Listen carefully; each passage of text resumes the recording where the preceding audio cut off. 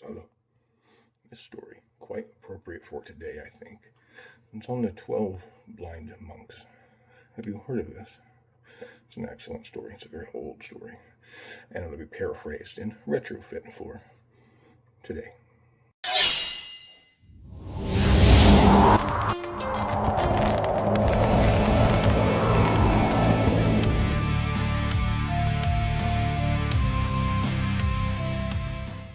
Long ago, in a remote village just outside of Nepal, there was a monastery with 12 monks.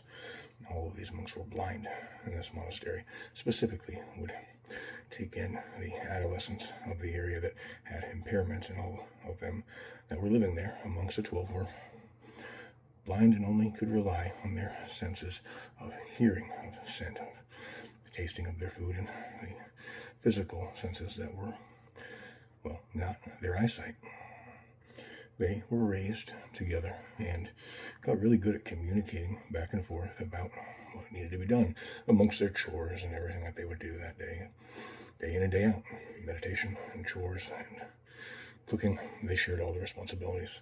Later, as they were no longer adolescents, they were working outside one day and they heard the loud noises, what they could only describe as mountains almost moving towards them. And it was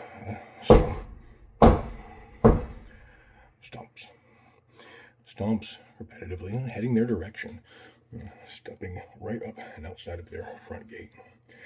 As they put down their brooms and cleaning materials, they walked right on up to where this was, and each one of the monks had touched a different part of what had just come up directly in front of the monastery. That was an elephant.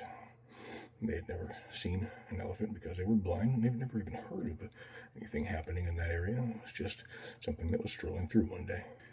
As each one of the monks put their hand on a different section, they started describing. One on the tail, talking about how it's frayed like the end of ropes. One on the trunk, talking about how it's like a large log with scales up and down. Another on the horn, and describing the hardness and the pointiness of the tip. One on the ear, described it like a flapping blanket. And all of the descriptions all varied drastically as they were describing these things to each other on what it was like. They all were describing something different, totally and wholly different. They began arguing and disagreeing, and that was a problem because that had never happened to them before. How could one thing